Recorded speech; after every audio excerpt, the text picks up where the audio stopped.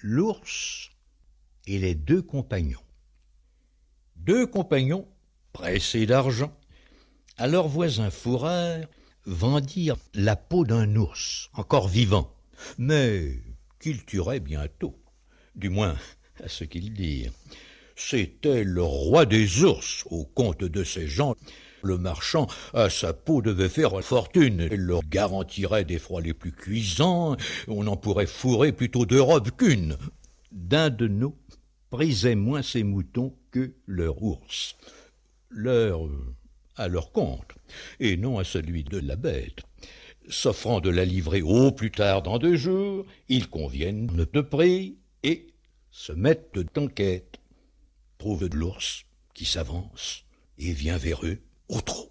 Voilà mes gens frappés comme d'un coup de foudre. Le marché ne tint pas, il fallut le résoudre. D'intérêt contre l'ours, on n'en dit pas un mot. L'un des deux compagnons grimpe au faîte d'un arbre.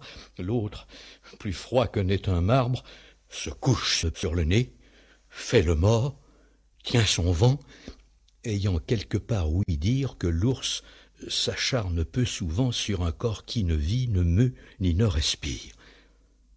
Seigneur Ours, comme un sot, donna dans ce panneau. Il voit ce corps gisant, le croit privé de vie, et, de peur de supercherie, le tourne, retourne, approche son museau, flaire au passage de la laine. C'est, dit-il, un cadavre. Ôtons-nous, car il sent. À ces mots, l'ours s'en va dans la forêt prochaine.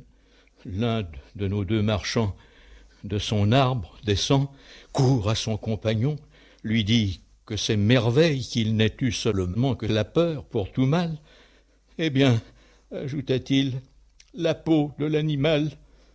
Mais que t'a-t-il dit à l'oreille, car il t'approchait de bien près, te retournant avec sa serre? Il m'a dit qu'il ne faut jamais vendre la peau de l'ours qu'on ne l'ait mis par terre.